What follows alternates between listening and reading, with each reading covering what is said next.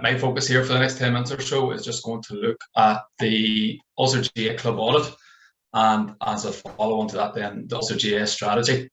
So our club audit, many of you probably who are logged on this morning were involved in this process. It took place back in early 2020, pre-COVID, when Ulster GAA staff, alongside our county staff, conducted a vital piece of work for the association. Went out and surveyed all clubs in all counties. We thought it would be useful today to highlight to everyone some of the key findings from within this report and the impact of that has had and what has led out of that as well. So the report provided our province and our counties with an insight around coaching, games, volunteerism, membership, facilities, score, Irish language, and much, much more. And there was a breakdown report for each county as well, and that can be accessed online on Ulster GAA's website. It's provided us with a good baseline for every county and for the province as to where we are, where we need to focus our efforts, and where we need what resources need to put in place over the next few years. It has been an insightful piece of research, and hopefully it'll add great value to our local and our provincial planning and delivery. So out of the 372 clubs who were registered at the time in the province, 345 made a full submission. So there's a great return rate. So we're getting good, accurate sort of figures through this survey. And for anyone who's been down that research path before, getting a 93% response rate is probably quite unheard of. So it's testament to the work that was done by our staff and the county staff as well. There's an excess of 80% across all counties, with Antrim and Down complete 100% returns as well. In terms of what we were finding out, in terms of the games that are offered or codes that are offered in clubs around the province, it varied from county to county, but across Ulster it became clear that football and ladies football is the dominant code, with 65% offering just football alone, near 2/3 offering football alone. Whether there's maybe dual clubs, whatever, there were 90% in total had football within them. In comparison, 111 of our clubs were offering hurling or camogie, of which 28 were playing this exclusively.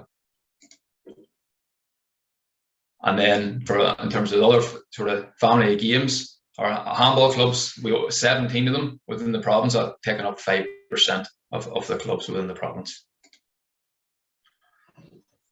Looking at the membership of our clubs, the average GAA club in Ulster has 378 registered members, that's from all ages, and counting active participant members, the average figure is coming in as 244. So that difference between 244 and 378 is probably a lot of adult members are maybe only members for social reasons. So we're looking at 244 on average participant members in each club. 31% of the clubs in the audit had fewer than 150 participant members. So they were classified as small clubs, and that was right through from fundamentals level to senior level, while just 1 in 4 of our clubs had more than 300 participants at all levels, and that's what we were classifying as a large club. I suppose Ulster GAA and the clubs that we support, we're wholly reliant on the input of our volunteers. The audit revealed the clubs are supported on average by 59 such individuals. So the ratio of participants to volunteers is just over 4:1, which when comparing to other sports compares really, really well. Nearly half of the clubs in Ulster say that their volunteer base is growing, while another further 40% stated that they were keeping their volunteer base at a constant level. On the flip side though, irrespective of the size of the group, the key issue is whether or not clubs feel they have enough volunteers to meet their needs. For the overwhelming majority of clubs, this wasn't the case, with 81% in the province saying that they did not have enough active volunteers. In the area of health and well-being, which Mark Menon will follow up on later on, around half the clubs highlighted that they are providing mental health, physical health, keeping safe initiatives, also with just over 1 in 4 also providing staying connected initiatives. But regardless of which initiatives were currently being provided, there is a clear demand from clubs and a need for additional support with various elements of the Healthy Club programme. And probably the demand was highest for support within the mental health initiatives, with 80% of clubs saying that they would like to receive further assistance for this. In terms of our coaching piece, the report showed that there's roughly twice as many coaches active in football than in hurling or camogie across every age bracket. Clubs in Ulster have an average of 10 coaches at youth level and in football, and 5 in hurling or camogie, while at senior level the totals are 6 and 3 respectively. There seems to be a clear relationship between the club size and the size of the coaching team, though the 2-to-1 ratio between football, hurling and camogie generally holds true across small, medium and large clubs. Jim touched upon the Club Moy accreditation in his slides. The date at 42% of the clubs in Ulster have engaged with the Club Moy process. Now that engagement could be going fully through the process or logging on and registering through our online portal. So 42% have come on board with that. At present, there's around 12% of the clubs currently have a valid accreditation. So that's a 3-year process. It expires after 3 years, and clubs then have to go through a renewal as well. So hopefully some of the clubs on today can maybe look upon it as something to get involved in going forward. Again, we'll hear from Tricia Nicara later on the promotion of Irish language. So the report showed that the promotion and development of Irish language has strong foundations within our clubs, but there is clear potential for further growth. The engagement with Score and Score and O was sitting around 65% of the clubs were involved. So it was meaning that we had no involvement at all. It was good to hear like the Dearman's Club this year coming on board with that, and hopefully that's something that's fell out of the audit report and the strategies we have put in place since as well. Further, the Irish language does not seem to be used. The clubs reporting in the majority of and 10% of clubs delivering coaching in Irish to a significant degree. So there's a bit of work maybe could possibly be done in that area as well. I'm looking at our club facilities. Unlike other sports, GAA clubs will have a much higher rate of facility ownership, with 99% of clubs reporting back that they own their own club grounds. However, due to increasing growth in participation within their clubs, other codes, maybe there's a ladies' code coming on board, or younger age groups starting, clubs' facilities are now coming under increasing pressure, so they need to utilise local authority facilities or school facilities as well. So 73% of clubs were reporting back they had to use facilities other than their own as well. Planning has been mentioned a few times already this morning, and I suppose we will hear from Cumann Potter Nifa later on the importance of planning within their club in Warren Point. Nearly half of the clubs responding to the questionnaire or survey had a valid plan in place, whilst the remainder were interested in registering with the GAA club planning programme as well.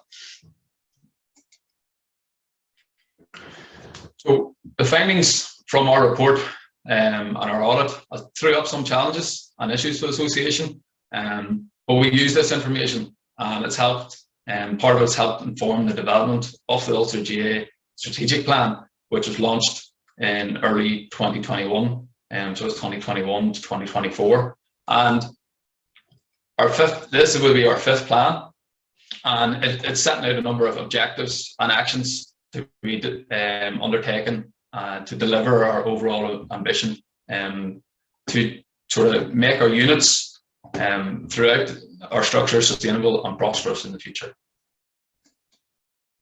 This strategy is very much around the clubs as well, places the clubs and our volunteers at the centre of the plan, and as seen in the title, sustaining clubs and building capacity.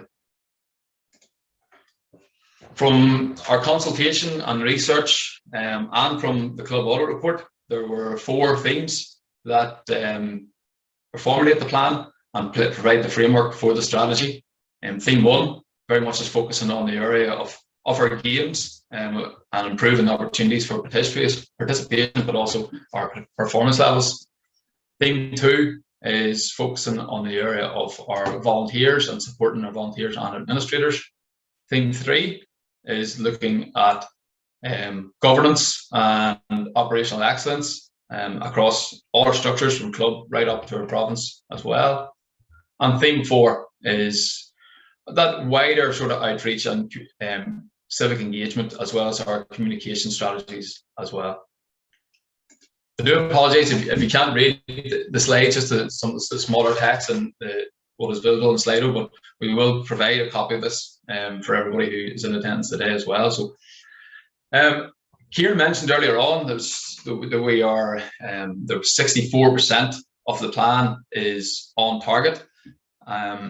Within that, we have an ongoing tracking system we've put in place because we very much want to keep the plan alive and rather than it being sitting on the shelf. So, we ongoing, it is on our agenda, and currently 94% of theme 1 is sitting on target to be achieved, and that's 1 year into the plan.